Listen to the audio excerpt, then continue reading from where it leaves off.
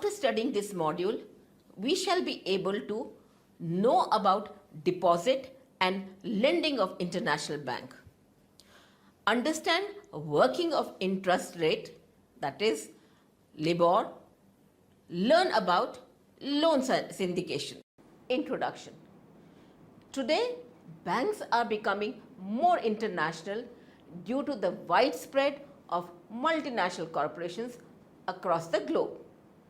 When a multinational corporation takes a decision to set up its subsidiaries in various countries, banks are also motivated to follow them to meet the needs of its foreign clients.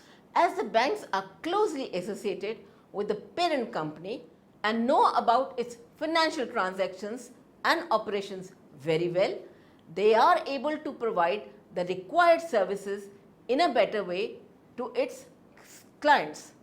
This gives them an advantage over other banks, and this advantage motivates them to go international. International banks offer high interest rate on deposits and charge lower interest rate on lending in comparison to domestic banks.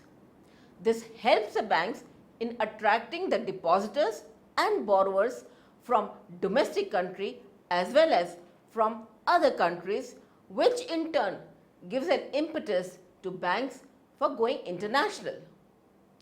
There are other factors that encouraged the emergence of international banking. For example, by opening a branch or representative office in foreign country, it is possible to collect economic, political, social and other information regarding economies. Another factor is the provision of custodial services to the clients who invest in foreign securities. These services include safekeeping of foreign securities, dividend collection and handling of stock splits, rights issue, tax reclamation and so on. Over the last 2 decades, significant changes have been witnessed in international banking. Technology and regulations influencing the operations of the banking system industry. There is phenomenal growth in e-commerce and e-banking transactions due to the expansion of internet. The role of banks has evolved within the international financial system due to the contribution of innovation in financial products, regulatory reforms, information technology advancement and phenomenal growth in international trade. Financial intermediation is the main function of a bank. It involves 2 aspects, that is procurement of funds and uses of funds. An international bank can procure short-term funds by way of short-term borrowing and short-term deposits from other banks. Deposit, borrowing by means of negotiable certificates of deposit, borrowing from parent unit or subsidiaries of the parent, non-bank deposits and also interbank and intra-bank transfers. Long-term funds are procured by the banks through the issue of equity shares and bonds.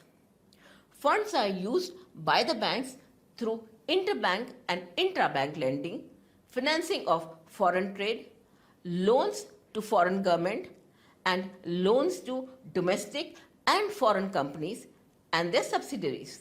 Deposits.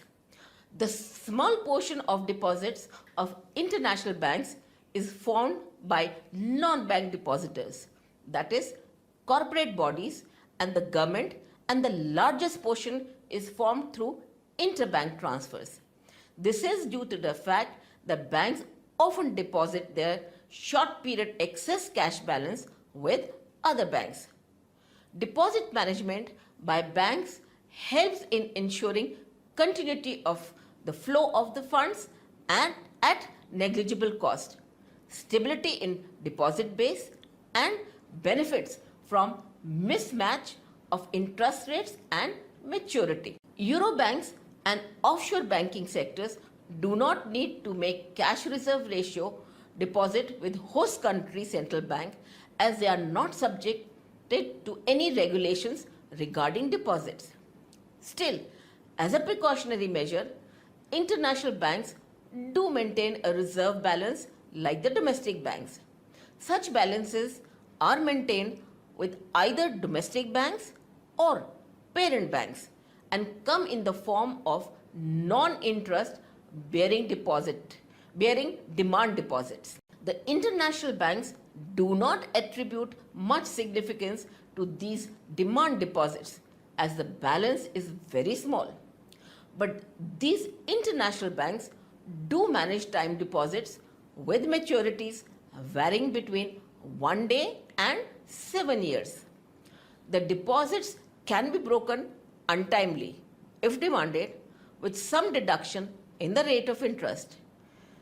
International banks do not have captive deposit base, as there is lack of large demand deposits. Like domestic banks, international banks also issue negotiable certificates of deposit for the purpose of borrowing or accepting deposits. These certificates were firstly issued in 1960s by Eurobanks to attract huge amount of funds. There are various forms of certificate of deposit. 1. Tap certificate of a deposit.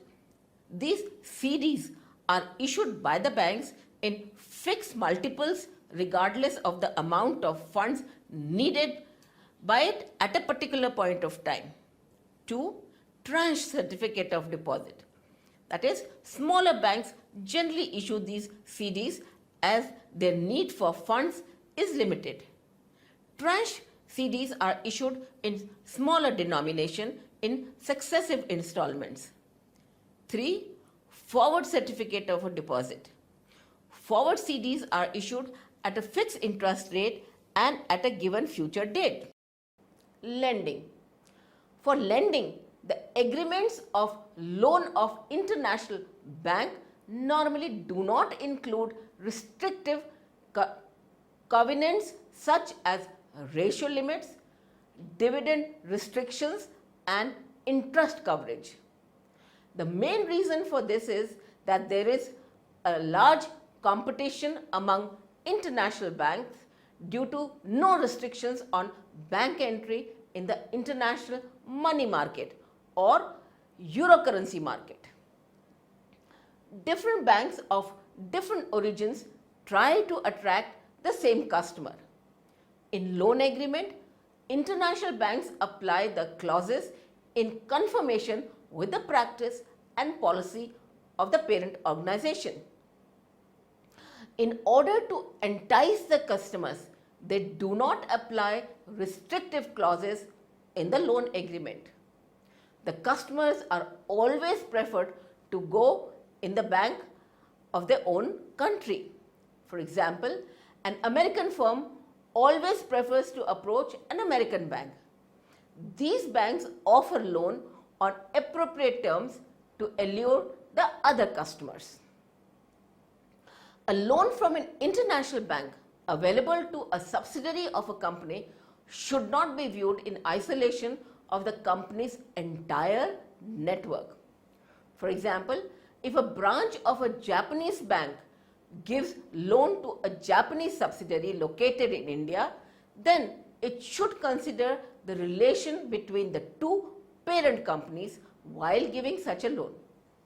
Any default may spoil their relationship in Japan. International bank offers both short-term and long-term loans. It also offers medium-term loan for a period of 1 to 5 years. Rate of interest. The interest rate specified by the banks differ from each other depending upon creditworthiness of the bank, customer, maturity structure of deposits, deposits liquidity, and the currency in which deposits are made. The interest rate of deposits made in a particular currency is determined by the forward premium or discount of that currency. This in turn affected by the expected future value of that currency. The interest rate of a currency with forward premium is high as it is more in demand in comparison to the currency with forward discount. But in foreign exchange or financial market, a currency can be converted into another currency using different techniques. That's why interest rate of different currencies tends to be equal.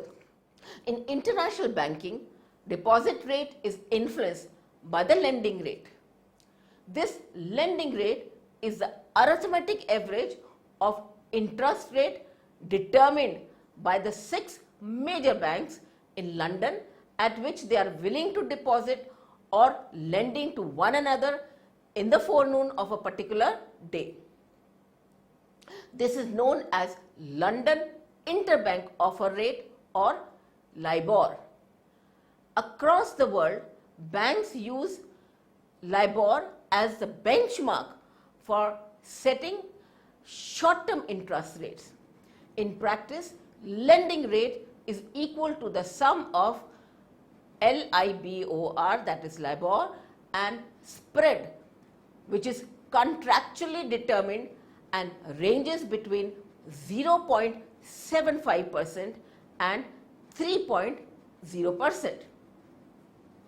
It depends on various factors such as conditions of market, borrower's creditworthiness, and maturity structure.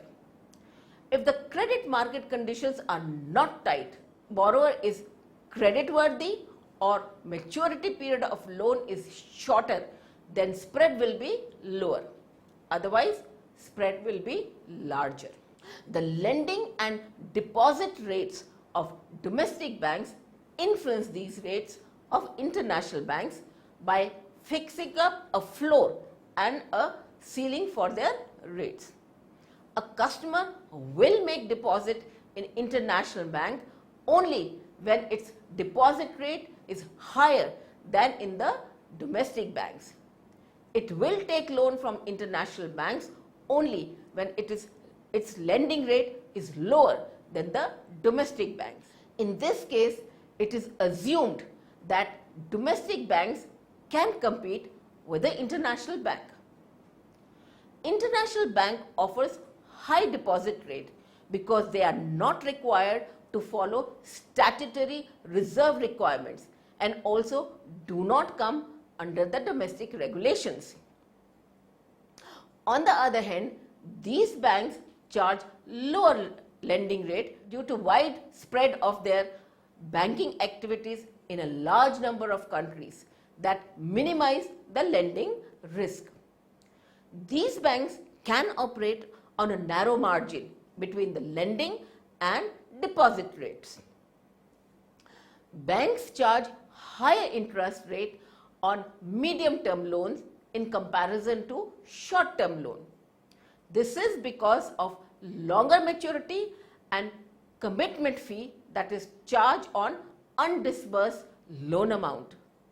If the medium-term loan is syndicated loan, then lead manager charges management fees and agency fee. There is difference between spread and fee. Spread is charges over the duration of the loan and fee is paid at the front end. Loan syndication. When the specific amount of loan is lended by a group of banks, such credit facility is known as loan syndication. In loan syndication, banks are divided into 3 categories, namely lead banks, managing banks, and participating banks. There is a separate group called co-managers. In the process, a particular bank, that is a lead bank, is selected by the borrowers based on their relationship with that bank. After obtaining the mandate from the borrower for the loan, lead bank creates and organizes the management group. Lead bank then prepares a placement memorandum which contains the complete information on the borrower, loan terms and conditions and the proposed loan agreement. A proportion of loan is then contributed by the participating banks. The large share of the loan is expected to be provided by the lead bank. Once the group of managing banks is established by the lead bank, then it commits the group to raise funds on specified terms and conditions for the borrower.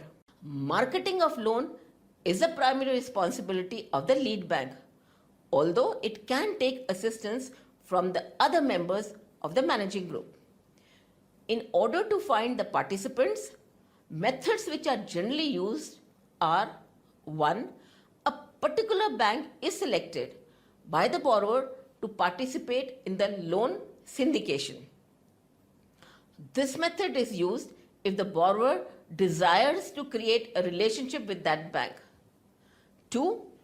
Participants are invited by the lead bank to join the syndication. Each major bank maintains the record of other banks with regard to their syndicated lending activities and then selects a bank according to its own choice from the list.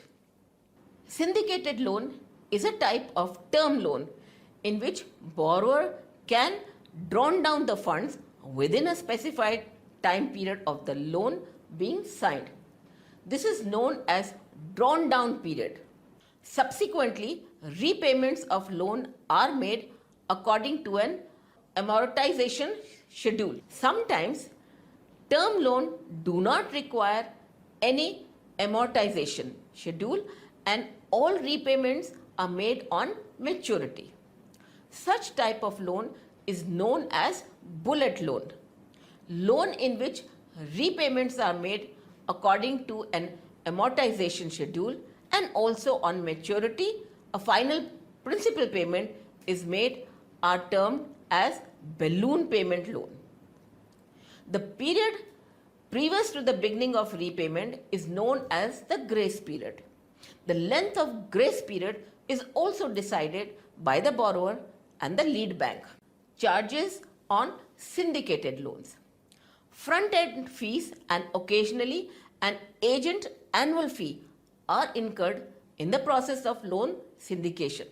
Front-end management fees are negotiated in advance and imposed on the signing of the loan agreement. These fees are generally within the limit of 0.5% to 1% of the loan value. The borrower has to pay higher fees if he insists to obtain funds at lower spread than warranted by the conditions of the market and creditworthiness.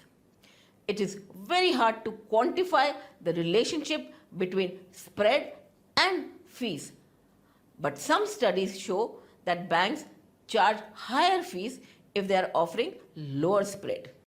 Quoting spreads in syndication. Market conditions heavily influences the spread and maturities of the syndicated loan. When the conditions of the market are easy, spread decreases and maturities become lengthier. On the other hand, when conditions of the market are tight, spread increases and maturities become shorter. While quoting spread in syndicated loan, a number of factors need to be considered, which are: 1. The present level of rate of interest. 2. The bank's capital / asset ratios. 3. Interest rate volatility. 4. Risk of borrowers. 5. Pressures of relative loan demand in domestic market. 6. Changes in the competitive structure of the syndicated credit market. There is an inverse relationship between nominal interest rate and absolute spread. If the nominal interest rate is high, the absolute spread will be narrower. Interest rate depends upon the rate of return on capital which the banks always try to increase. There are many reasons why an inverse relationship exists between nominal interest rate and spreads. One reason is that if borrowers are responsive to the total interest cost on syndicated loan, within bracket LIBOR plus spread, then its demand would be plummeted, which forced the banks to lower the spreads in order to compensate for higher LIBOR. Another reason is that the banks are expected to balance the marginal cost of all sources of funds. When the nominal interest rate is high, then reserve requirements opportunity cost is also higher. This widens the absolute differential between domestic market and euro market interest rates because the latter has no reserve requirements. This leads to shifting of funds into the euro markets, and also due to no change in demand for funds, spread would reduce. Procedure of loan syndication in India. The following steps are required to be followed in the process of loan syndication. Firstly, the borrowing company works out its investment proposal along with detailed financial plans and obtains approval from the government for both.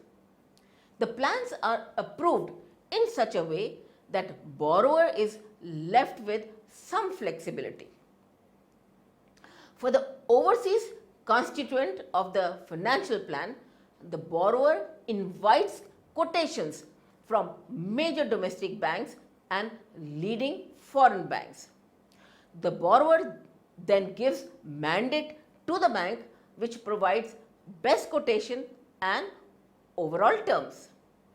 The selected bank then prepares a document to be examined by a set of banks which are associated as managing banks. Discount is known as placement memorandum, which includes detailed information about the project which requires the loan, project viability, cash flow, and other relevant details. The main purpose of this document is to make interest of a large number of euro banks in the loan proposal. The selected bank then marketed the loan to a large number of participating banks. Even after this, the task is not taken to be granted, as banks might not wish to provide their funds and time if the project does not seem to be attractive. Once the required commitments are received from group members and the syndicate group is created, the lead bank creates the required documents and company officials sign them. The bank then distributes the funds to the borrower as per the agreed terms. We shall now throw some light on the advantages and disadvantages of loan syndication. International lending offers some advantages and disadvantages to the banks. The advantages are: 1. Many large banks have been finding international loans more profitable as it had impacted their earnings significantly. Such banks include Citicorp, Bank of America, and Manhattan. 2. Banks can diversify international loans on the basis of country and also on the basis of customer. This helps them in improving their risk-return performance. Third, developing countries would be able to maintain high credit standing with international banks. 4. International lending risk has reduced due to the adoption of various safeguards such as credit insurance programs in the lender's own countries, guarantees by parent companies with respect to loan to its affiliates, and also guarantees by host government. The disadvantages are: 1. The analysis of country risk is very complicated, as the behavior of the variables on which it depends cannot be precisely predicted. Recently, international bankers did not anticipate substantial increase in country risk. 2. Relaxation in credit standards is required by the banks in order to compensate for weak domestic and commercial demand for loans. 3. Many loans are short-term variable loans, which make it difficult for the debtor countries to service their external debts. 4. It is important for the borrowing countries to meet their obligations on time, otherwise the loan will be rollover by the banks indefinitely. Fifthly, sometimes loans are required to finance the deficits in the balance of payments. Such loans do not raise the debtor country capacity to generate earning in foreign exchange. Summary.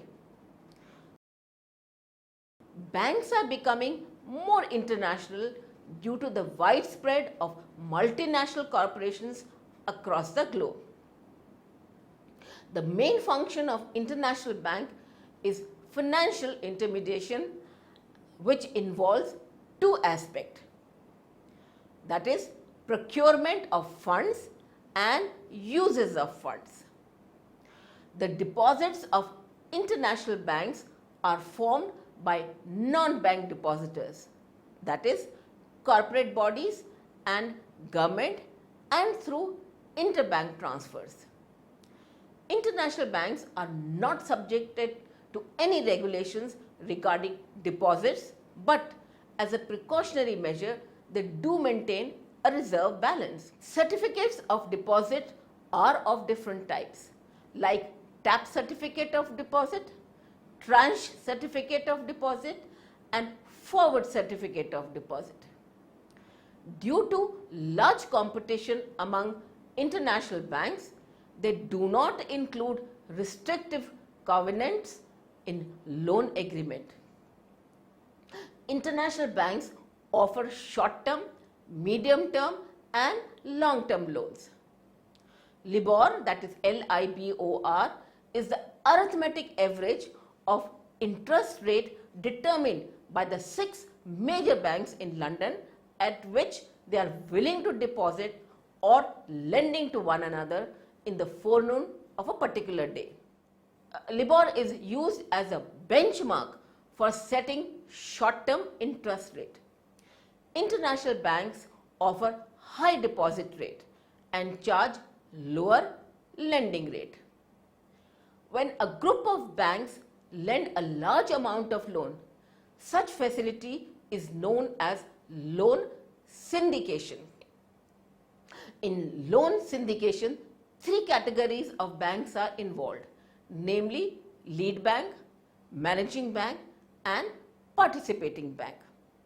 Front-end fees and occasionally an agent annual fee are incurred in the process of loan syndication. An inverse relationship exists between nominal interest rate and spread. If nominal interest rate is higher, then absolute spread will be narrower and vice versa. International lending offers many advantages and disadvantages to the banks.